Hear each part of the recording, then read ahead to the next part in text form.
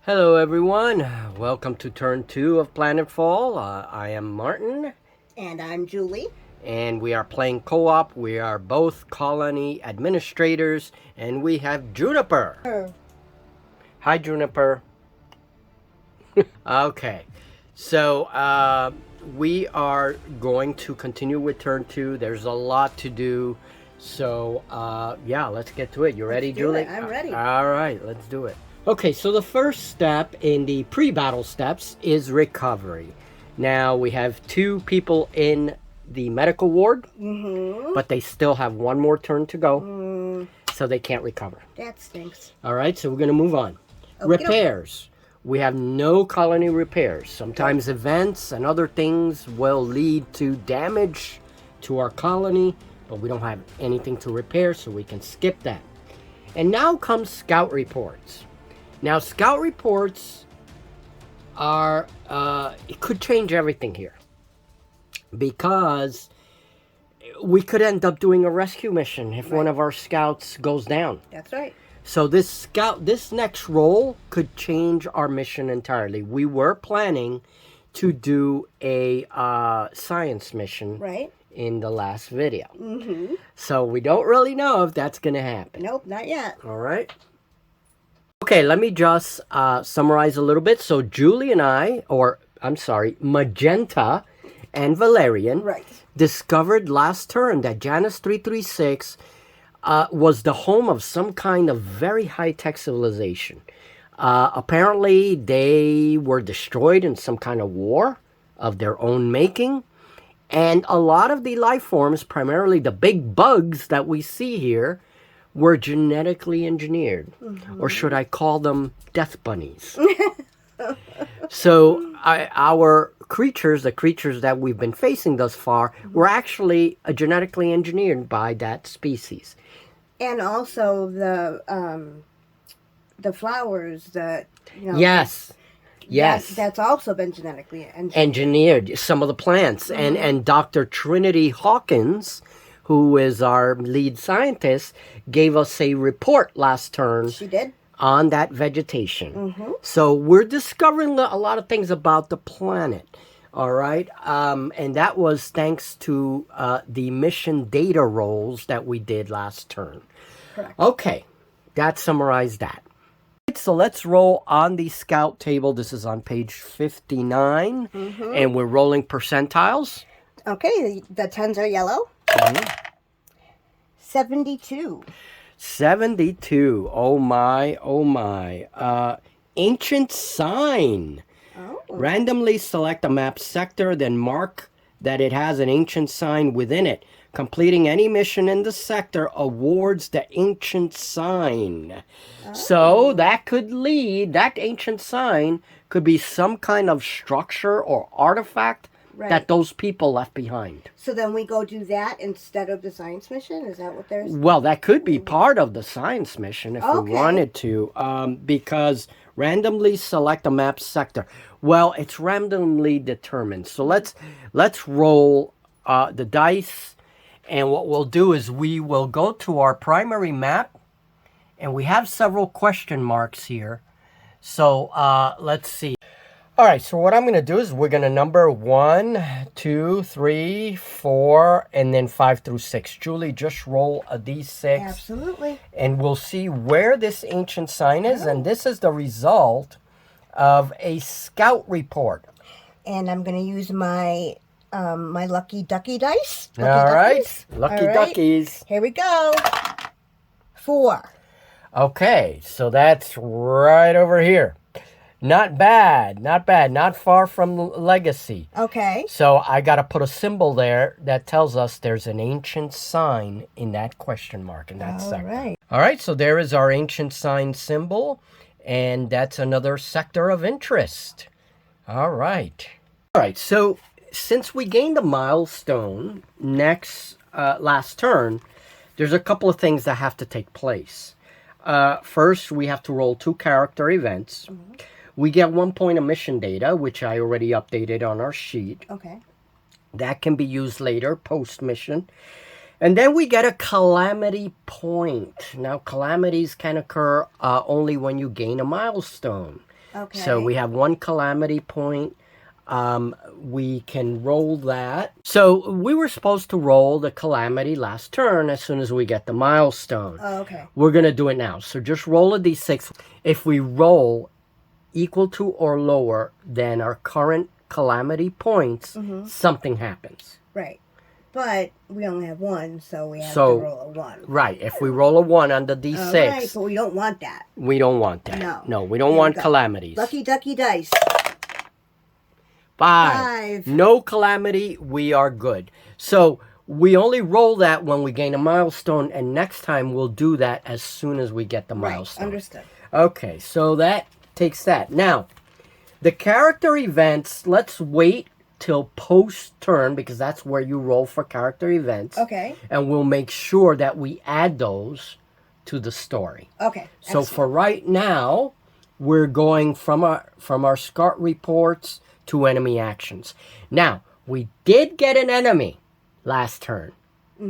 So why don't we roll the dice, again, another d6 to determine which territory that enemy controls. Got ya. All right, here we go. Lucky ducky dice. 6. Oh, so they control the frost area right there. Ah, okay. So they're in the night portion of the planet. Remember, this planet is tidally locked. Yes. So that ice zone is the hemisphere of the planet that is in eternal darkness. Excellent. Ooh, all right. Fun. Let me mark the enemies on that sector, and we can continue to the enemy actions phase once we mark where they are. Okay. But before we actually do the enemy actions, I'm getting a little ahead. We're still on scout reports. Okay. Because after we rolled on the scout report table, we got the result. We still have to do some scout exploring. Oh. Because the colony is constantly sending scouts out there, what you need to do now is roll a 2d6 like we did last turn. All right. You roll it twice and pick the lowest score each time. Okay. Now, which question mark do you want to choose? This time we don't have to roll. Okay. We can choose it. So, for example, do we want to choose question mark in the Helios Desert? Right? There's another one all the way down. It looks like on a plateau or something like that. Right. We have a final question mark here in the terminal zone where all the forests are. Okay. And then, well, this area is occupied. We cannot choose that anymore. I like the one that's the forest. So the last in the terminal zone. Correct. All right, we'll roll for that sector. That's what we're rolling for. All right. So now roll, and we're going to determine the resources and the hazard for that sector. And the lowest one is what we Roll get? lowest one each time. Okay, a 6 and a 4. So 4. 4, and that's going to be the resources. Okay. And now roll for hazards. Hazards. 4. Oh, 1. 1. Hazard 1. Oh, so that means you only get 1 contact marker when we play a mission that has contact markers. Okay. All right, let me update the map. Okay, enemy activity. While you are going about your business, the enemy has plans of their own. These schemes are not always directed at you. Enemies are often just as busy dealing with hostile wildlife, slime raids, and each other. Alright, so if any tactical enemies are present on the map, randomly pick one and roll D100 on the enemy activity table. And I have that right here. Now, we only have the one enemy, which is right here, this symbol right here, this sector. So why don't we roll? We could also use story points at any time to re-roll or change our outcome. Okay. Okay, so that's, I just want to put that out there. Yeah, we have to remember that, actually. Yeah, I know. I don't always remember that. How Okay. many story points do we have?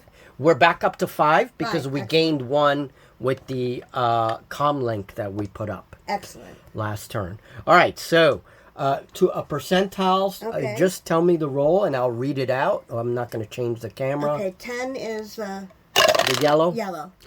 Looks like a 30. So 30 is relocate. The enemy is shifting their deployments. Randomly pick an enemy occupied sector. They move to a random adjacent unoccupied sector. Going to redeploy to this sector. Okay. So that's where the enemy is now. That's Okay. what they control. Okay. So this sector goes back to question mark. Gotcha. All right, so this makes sense. So they reposition their base from here to here, getting away from the nightmarish cold area that's this zone here. Right. And now they're back in the terminal zone, and they're not far from Legacy. There's Legacy up there. So this is what our scouts, the intelligence that our scouts have given us. Right. Okay, so that takes care of that. Now we roll on the colony event. Okay. What happens to Legacy? All right. All right, and now to complete this first portion of the turn, let's roll on the colony events table. Okay. Go ahead. All right. As always, 10s are yellow. 66. Yep. 66 is report on progress. The report to Unity Colonization Headquarters highlights the hard work of a crew member. Oh, nice. Select one character to earn 1d6 experience That's awesome. and increase colony morale by +1. Ooh. So now people are no longer talking about us in the corners. There's no longer gossiping. They're a little happier. All right, so I got to update that. So which one? Yeah, who do you want to choose? Let's see. Well, I know Trinity has been doing a lot of work. She's kind of our lead I was person. thinking her, actually, yeah. See, because it's hard. It's either Trinity or even Viper, because I think they were the ones that discovered Yes. the mission data. Yes. It was because of them that, so do you... Okay, so roll a d6. Okay. That's fair. All right. And what's it going to be? Well, just roll it. 6 experience points. Nice. All right. You want to upgrade Trinity? You would have 2 experience points already from that last turn. Mm-hmm. You can upgrade her reactions because her reactions are low. All right. Yeah, let's do Trinity because she has the lowest reactions. Yes. All right. So we can now purchase 1 reaction point, giving her reaction 2 instead of reaction 1. Yes. Let's update her character sheet. Trinity has been nominated. Congratulations, Dr. Trinity Hawkins. Any words? She is honored.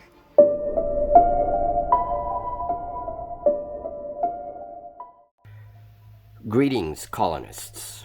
This is Helix speaking. Dr. Hawkins and I have been working on updating our zoological database of life forms. So far, we have only encountered 1 major life form, the crawlers. That's what we have nicknamed them. These giant arthropods seem to grow out of a tadpole stage. That's our nickname for that creature. And basically, I just want to add a new species. These are the spitters. Now, spitters have a strange biological weapon that grows out of one of their appendages, and these creatures can fire volatile plasma blasts at their enemies. Dr. Hawkins has found evidence that these creatures are genetic modifications by a previous civilization, one which is supposedly, well, much more advanced than we are. Now, there seems to be various forms of crawlers. They all act like a single colony. We presume that they communicate with pheromones, very much like social insects on other worlds, ancient worlds. This particular species is the soldier bug, and it is very, very dangerous with high armor and these very sharp scything claws. If you spot any of these soldier bugs in any number, please report them to Colonial Administration right away. That is our zoological update. Helix signing off.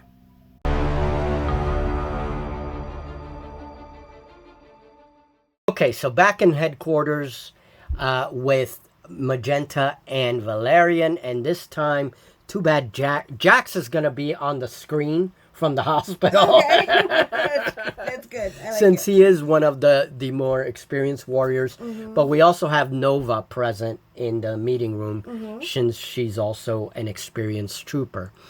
And so we're in the meeting room, and I think now we have to make a choice.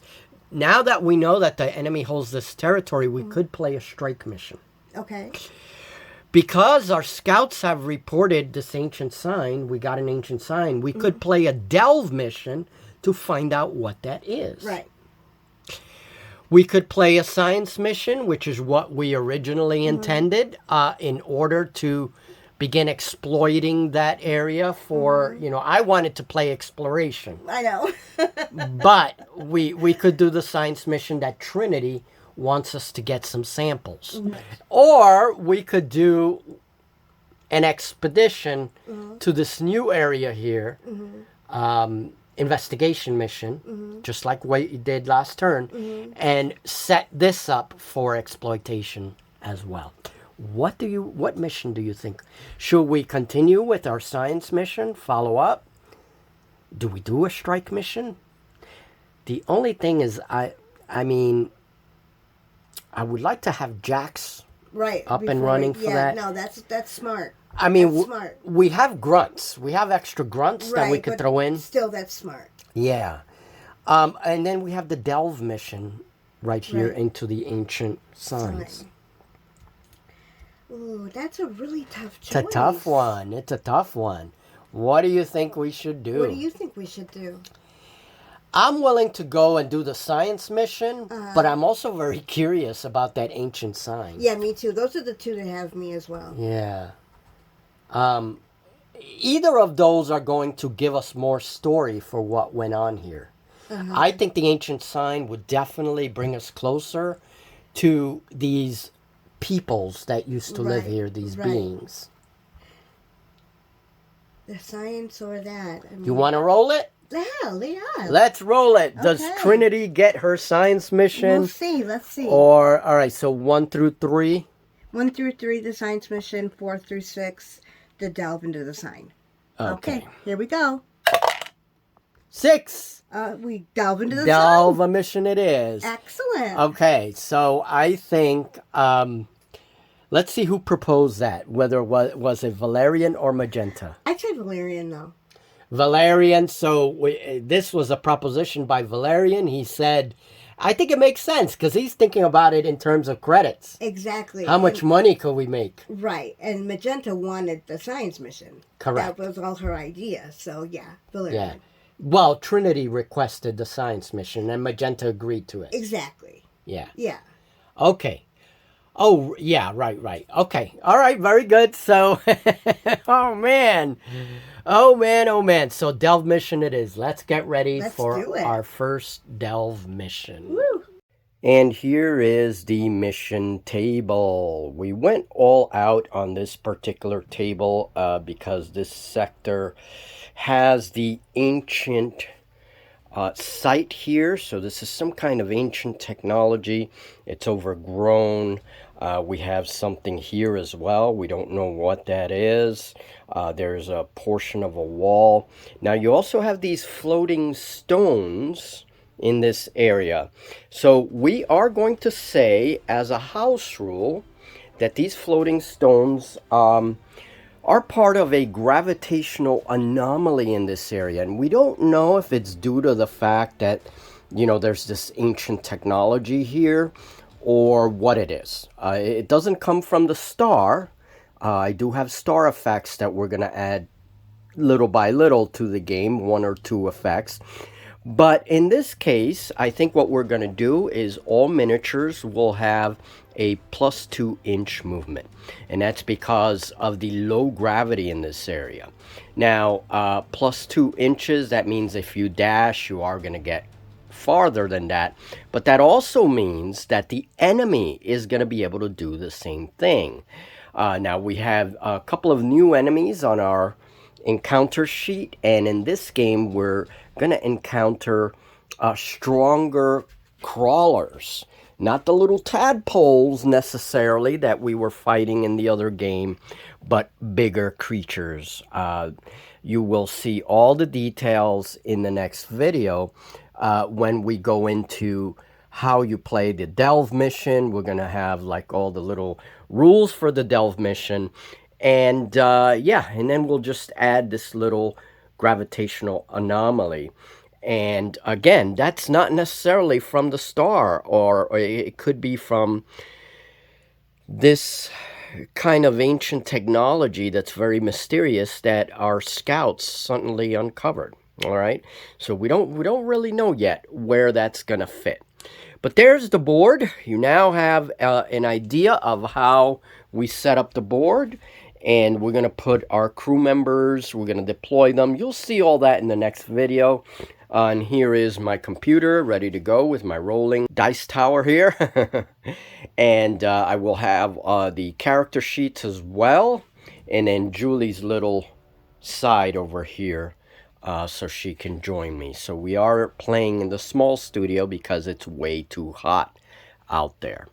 All right, folks, well, there you go. We have our light effects. We have everything ready to go on this forever twilight portion of the planet. This is the terminal zone or twilight zone of the planet. All right, see you in the next video as we get this mission going and find out all about it here in Planetfall.